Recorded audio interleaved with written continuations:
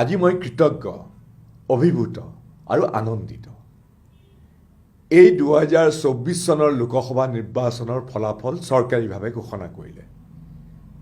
নিৰ্বাচনত সাধাৰণ ভোটদাতা ৰাইজে এইবাৰ অতি দৃঢ়তা আৰু প্ৰত্যয়েৰে নিজৰ নিজৰ ভোট প্ৰদান কৰি অসমৰ বক্ষস্থলৰ পৰা চাৰিওফালে এনে এটা বাৰ্তা ৰজনজনাই দিলে যে নগাঁও লোকসভা সমষ্টিৰ জাতি, ধৰ্ম, ভাষা নিৰ্বিশেষে কি সংখ্যাগুৰু, কি সংখ্যালঘু, সকলো শ্ৰেণীৰ ভোটাৰে আমাৰ সমাজত ধৰ্মীয় গোড়ামীৰে সৈতে বিষ বাষ্প ছটিওৱা সাম্প্ৰদায়িক আৰু আমাৰ মাজত বিভাজন কৰা বিভাজনকামী শক্তিক আজি এই নিৰ্বাচনৰ যোগেদি প্ৰত্যাখ্যান কৰিলে।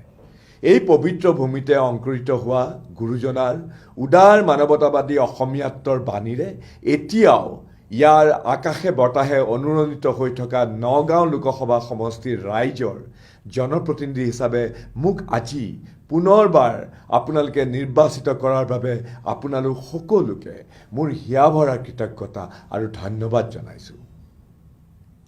মই আপোনালোকৰ এজন যোগ্য প্ৰতিনিধি হিচাপে আপোনালোকৰ এক শক্তিশালী আৰু উন্নয়নমূলক কণ্ঠ হিচাপে সমাজত সকলো শ্ৰেণীৰ বিভাজনৰ বিৰুদ্ধে কাম কৰি যাবলৈ লগতে আৰু অধিক পৰিশ্ৰম কৰি যাবলৈ আজি আপোনালোকৰ ওচৰত মই প্ৰতিশ্ৰুতি দিছোঁ।